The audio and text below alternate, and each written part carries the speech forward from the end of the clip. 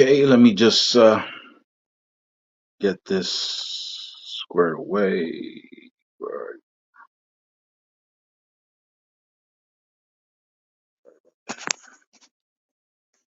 Let's get this thing correct. Here we go. Microphone check. 1 2 1 2. Should have done this before the video, but terribly sorry about that. Hoping everybody will be able to hear me. Got all kinds of things in the way. Got Sonic in the background just in case. I got to make a quick getaway. So, where's the defender of free speech when you need him? Where is he? I'm referring to Elon Musk. You know, he's had not too good of a result in Brazil. Brazil happens to be one of those places, one of those countries where X is used very much. Now, in case you haven't heard, the Supreme Court in Brazil kicked him to the curb because the Supreme Court in Brazil requested that Elon put a muzzle on certain accounts in X that was pumping out misinformation and some politically leaning content that was including misinformation. So the Supreme Court of Brazil said, you either put a muzzle on that or we're going to have to put a muzzle on you. Well, Elon kept screaming, yo, this is free speech. You guys are trampling on free speech. Now I went into all this in another video, so I'm not going to get into it right now. But the bottom line is that X is an American company. You're in another country claiming that you have certain rights that are afforded to you in America, but again, you're in a foreign nation, so you gotta you gotta respect the other nation's laws or how they interpret their laws. However, here in the United States, where's Elon? Where's Elon with regards to this shooting that took place at the Appalachian High School in Georgia? It happened recently. I'm pretty sure everybody's heard about it already. I'm tackling it from a different angle. I want to know where this champion of free speech was. Is he going to provide? Is Elon going to provide some type of help financially so that this kid in Georgia and his father can get the best possible legal defense? Because it it doesn't appear to me like they have the resources necessary to provide themselves with a good enough defense team. I am not suggesting that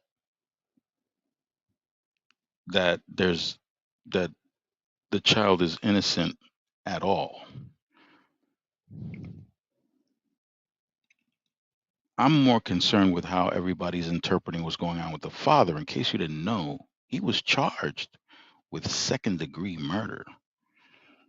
He didn't pull the trigger, but he's charged with second degree murder. How can you justify something like that? Well, conspiracy, and I'm not saying that's what the legal system in Georgia is using to uh, accuse this man. But there's some free speech involved here. Free speech. What happened? What happened to the free speech?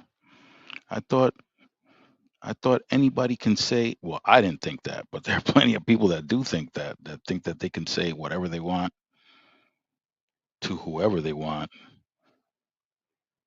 in whatever venue they want. So the 14-year-old shooter was 13 at the time when the Georgia Bureau of Investigation investigated this kid.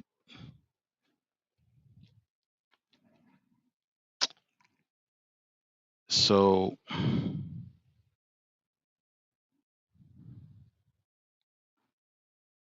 so apparently a 13-year-old was threats,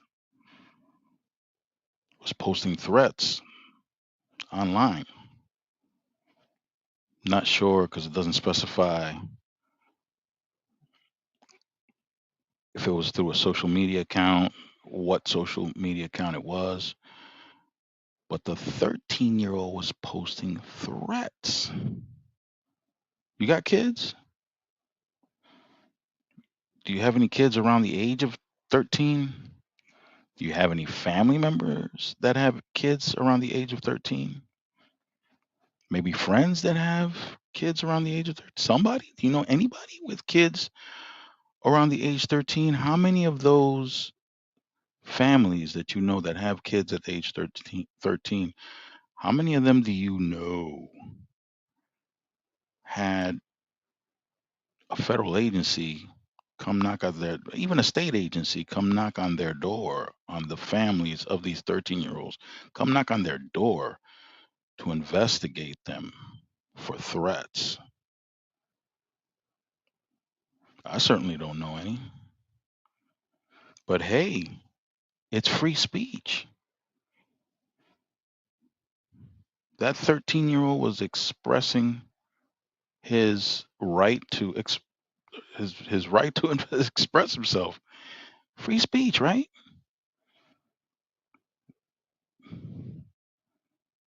But you have a federal agency or a state agency knocking on your door wondering what this is all about. So where does the father come in?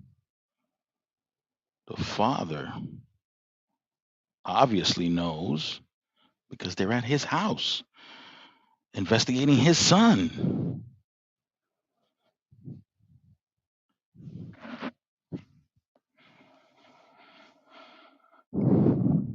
He knows the severity of the situation because you got the authorities in your house investigating your 13-year-old son. You go out and you buy him a weapon, you buy him a rifle after that, or even if you didn't, even if you bought it before that, why does that 13-year-old still have access to that rifle?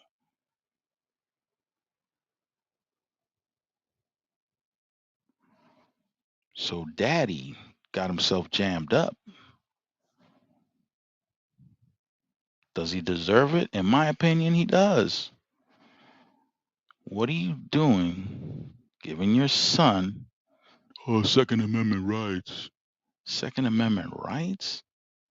The right to bear arms?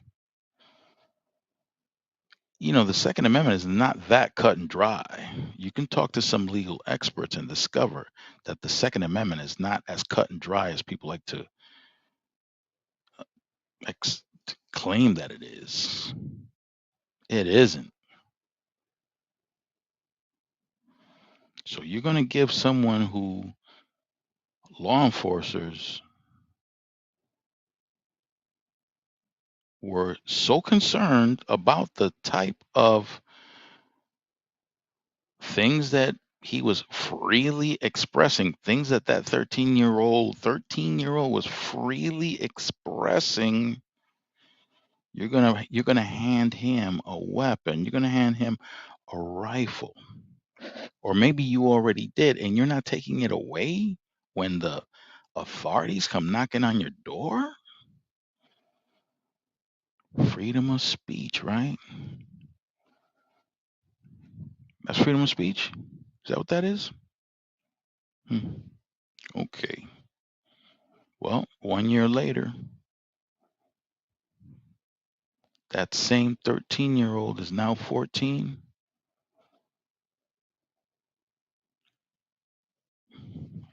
exercises his freedom of speech again, sends a text to his mom apologizing, letting her know that something is about to go down.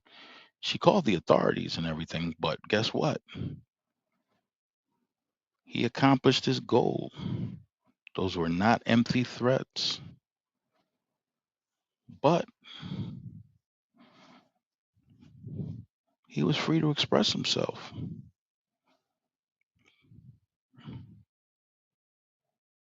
Now, daddy's facing second-degree murder charges along with his son. Whether or not the prosecutors will be successful at heading him off with second-degree murder charges is anybody's guess.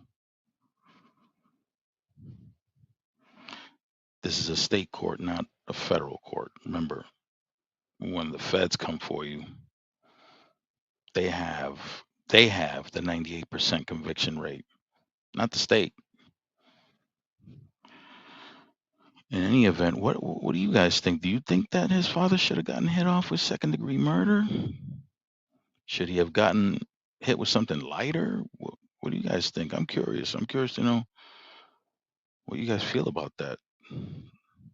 And do you think Elon should just cough up some money because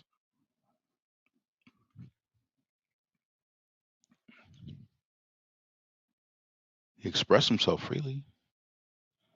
He's a huge advocate for freedom of speech. Not that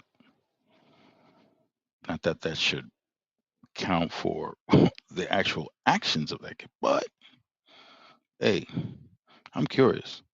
Hit me up in the comment section. Stay fresh. Keep it profitable. And don't forget, it's not how much you make, it's how much you keep that counts. This is the Solomon Project. That's how we do it here. Peace, y'all.